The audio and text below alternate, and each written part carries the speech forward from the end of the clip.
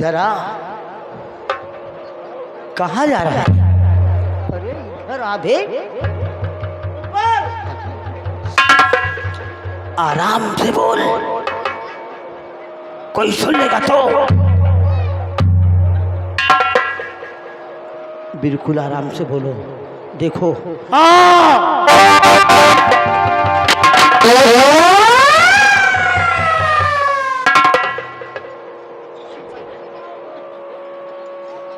क्या समझाया था तुझको?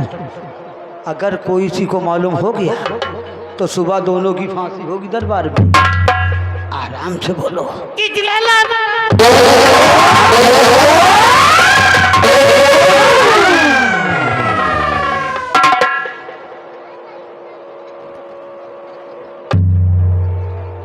जब कहा आराम से बोलो, इतने लाते बोले बहुत मारा सरो।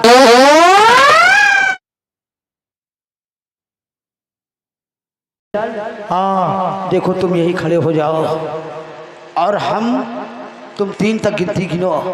तीसरे पे हमारी खंजर और महारानी का गला होगा। नवंबर की नहीं? नवंबर नहीं साले, वो तो दिसंबर गिनोगे। नंबर चाहे अंग्रेजी में बोल चाहे हिंदी में बोल, नंबर 3 चाहिए। 3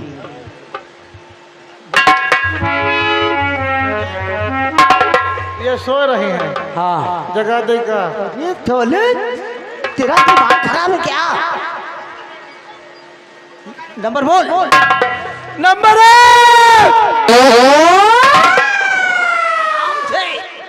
और छोड़ा। और नंबर 2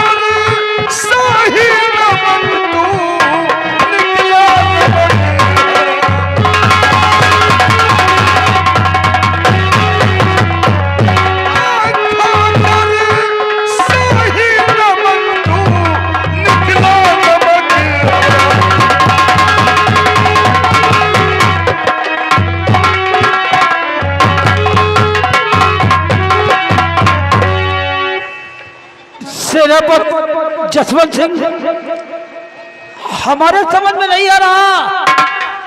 हम तो विक्रमगढ़ राज की तरफ गए थे, ये अचानक यहाँ कैसे आ गए? अरे मंत्रीवर,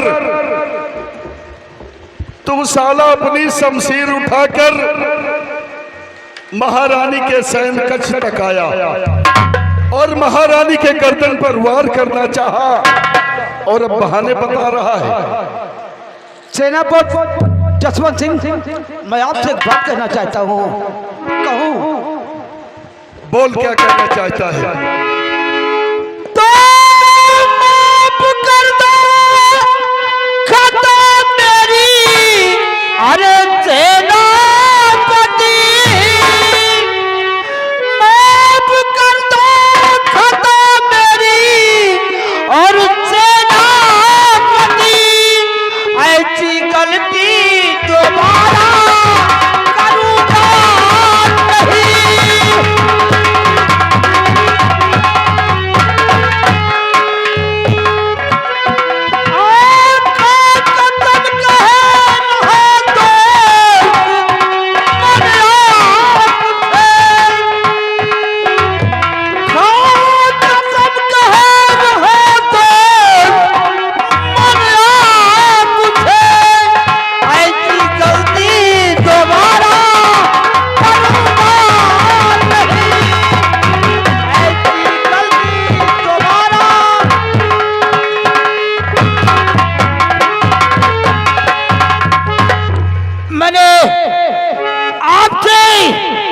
अपने गलती की क्षमा चाहता हूँ। मंत्रीवर, तुमने महाराज का नमक खाया है।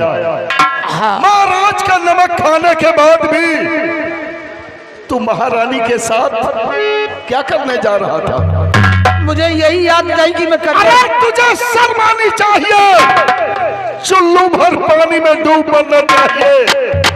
साला अब गलती मान रहा है मुझसे। अरे साला कलबानो मंत्रीवर, हाँ मैं तुम्हें माफ नहीं करूंगा। अगर बड़ी महारानी जी तुम्हें माफ कर देंगी तो मैं भी माफ कर दूंगा। अगर बड़ी महारानी ने तुम्हें माफ नहीं किया तो तेरा गर्दन काट कर तुम्हें माफ करना ही होगा, और आप माफ करेंगे तो आपका कहना महारानी जी जरूर स्वीकार करेगी, और ये खबर महाराज तक जाना नहीं चाहिए। दोबारा अगर मुझसे कोई गलती हो, जी चाहे तुम सो करना, आपका अधिकार रहेगा। मैं सौगंध खाना। महारानी जी से तुम अपनी गलती मानो। अगर महारानी जी तुम्हें माफ कर देंगी तो मैं भी माफ कर दूंगा। चलो राजमाता।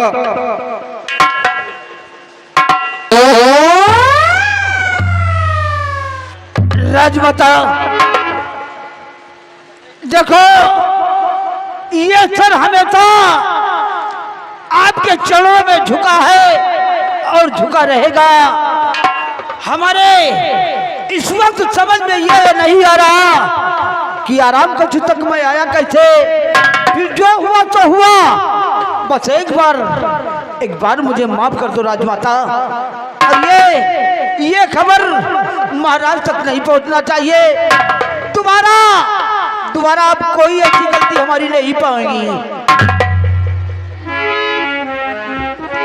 कोई बात नहीं, ये राज को मैं राज रहने देती हूँ, नहीं तो अगर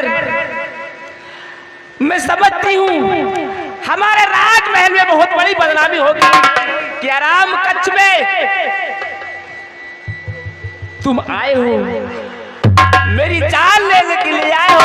लोग ये नहीं समझेंगे कि तुम मेरी जान के लिए आए हो कि या और कुछ के लिए। नहीं, मैं अपनी सम्मान के लिए, अपने महाराज के ताज के लिए आज मैं तुम्हें माफी देती हूँ। जाओ, आज के बाद ऐसी गलती कभी नहीं करना। कभी नहीं होगी, स्वप्न में भी नहीं होगी। अच्छा मैं चलता हूँ सेनापति। राजमाता ने तुम्हें माफ कर दिया, और जाओ हम भी तुम्हें माफ करते हैं, लेकिन जाते जाते एक नसीहत मेरी याद रखना। बोलो कौन सी नसीहत? कि आज के बाद अगर महारानी जी की तरफ नजरें उठाकर देखोगे तो तुम्हारी दोनों आंख निकाल लूंगा। नहीं, कभी ऐसा नहीं अगर होगा। महारानी जी की तरफ तुम अपना हाथ आगे बढ़ाओगे तो हम तेरे दोनों हाथ काट देंगे। जब बढ़ाऊंगा तो जाओ, कभी ऐसा होगा नहीं। जाओ, मैंने भी माफ किया तो।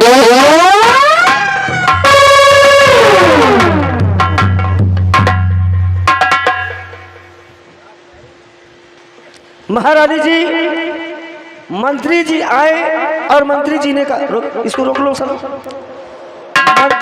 मंत्री जी ने कहा कि ना मालूम कैसे हम यहाँ तक कैसे आए, लेकिन रास्ता बताने वाला हमको लगता यही है। रास्ता अगर बताता नहीं है तो मंत्री जी यहाँ तक आते नहीं।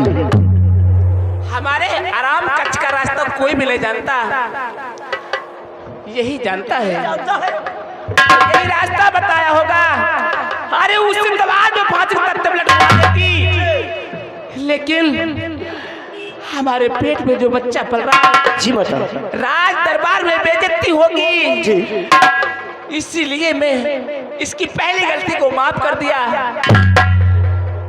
चलो मुझे। महारानी जी, गलती करने वाले को गलती माफ कर दी गई, लेकिन जो रास्ता बताया है तो क्या उसकी भी गलती माफ की जाएगी? अरे हमारा माफ हो। तुम यार कहा है हमका बने बना इज्जत। राजमाता, मैंने रास्ता नहीं बताया, उसी के साथ हमारी ड्यूटी लगी थी, क्या करें हम मजबूर हैं। ऐसा मत सोची राजमाता, क्योंकि हम झूठ नहीं बोलेंगे, हमको भगवान के घर जाना है। चल भाग यहाँ से।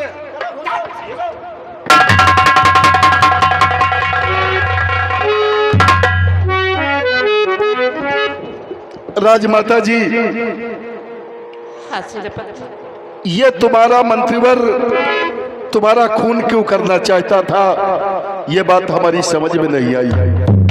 वाह सेनापति, वाह सेनापति,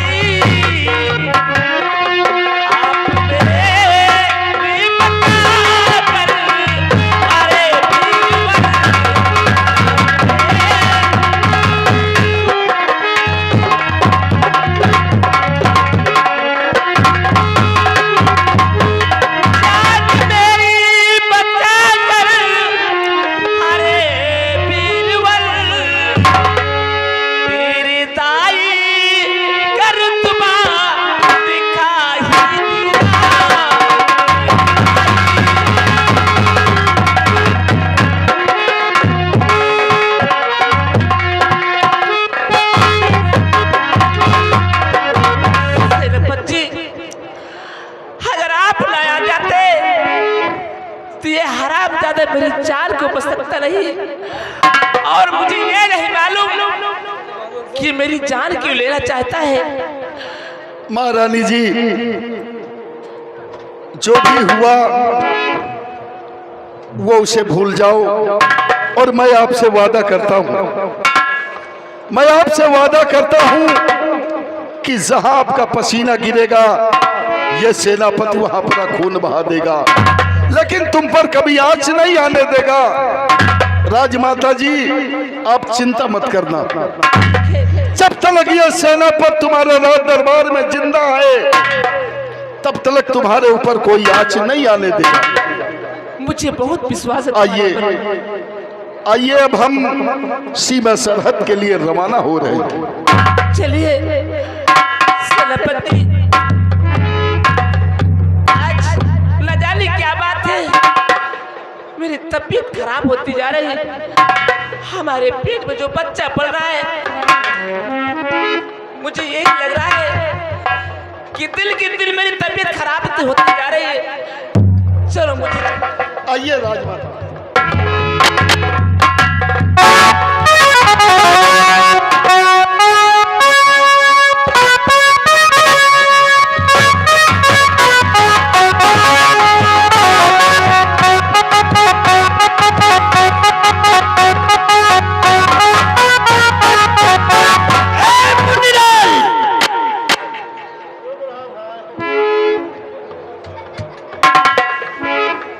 आज हम पहली बार,